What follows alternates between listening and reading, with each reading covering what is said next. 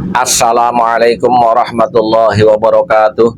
Saudara-saudaraku sebangsa dan setanah air yang kami banggakan, orang-orang HTI dan FPI masih ada meskipun organisasi mereka sudah dibubarkan dan terus melakukan upaya-upaya delegitimasi terhadap Negara Kesatuan Republik Indonesia.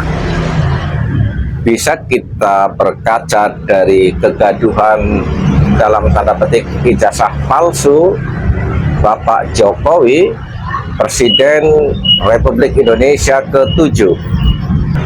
Narasi kepalsuan ijazah cukup banyak menyita kesibukan, bahkan banyak yang mulai meragukan terhadap sebuah kebenaran yang sebenarnya sudah lama melalui proses kelembagaan yang sah dalam Negara Kesatuan Republik Indonesia.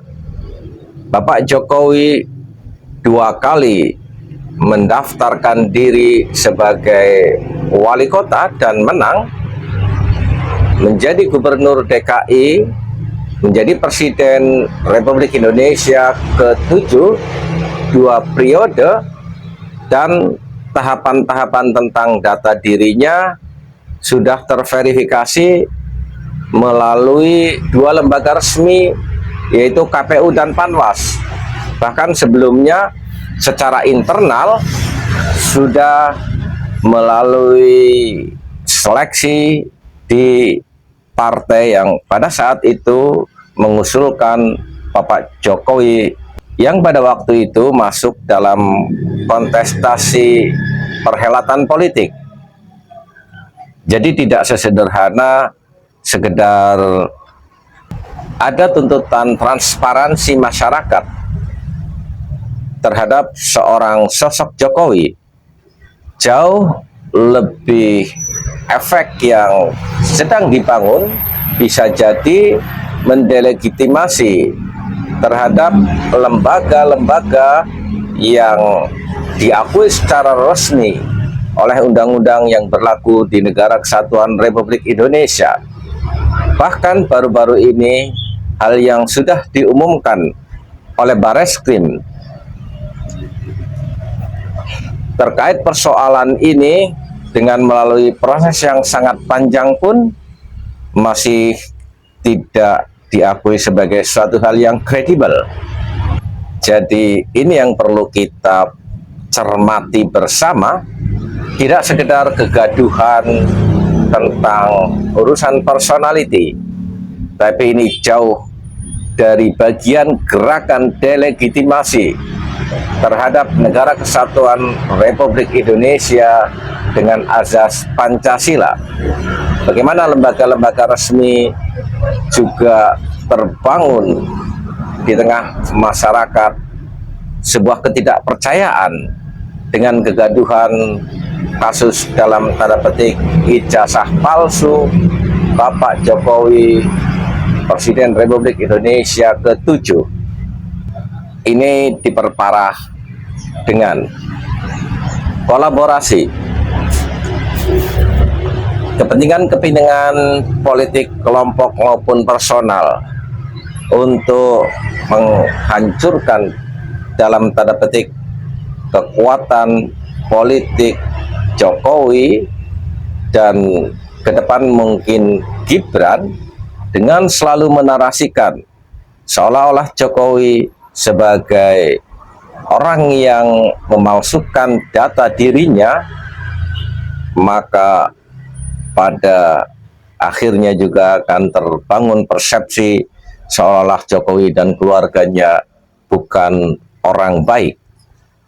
Inilah sekelumit bagaimana kita harus lebih dewasa lagi mencermati persoalan-persoalan ini, bukan saja persoalan personal Bapak Jokowi, tetapi ini jauh dari perjalanan bangsa yang sampai hari ini kita harus bisa membuka mata, belum sepenuhnya sebagian masyarakat menerima secara utuh terhadap konsensus bangsa Indonesia tentang Negara Kesatuan Republik Indonesia berasaskan Pancasila. Mereka masih mendengungkan tentang anti demokrasi, tentang Islam bersyariat, dan jauh kita telisik orangnya juga itu juga di lingkaran gembong-gembong HTI dan gembong-gembong FPI yang mungkin saja situasi ini dimanfaatkan oleh sebuah kepentingan politik untuk, dalam tanda petik, persaingan kekuatan-kekuatan yang di era demokrasi terbuka ini, personality, kekuatan Jokowi sedang digrogoti.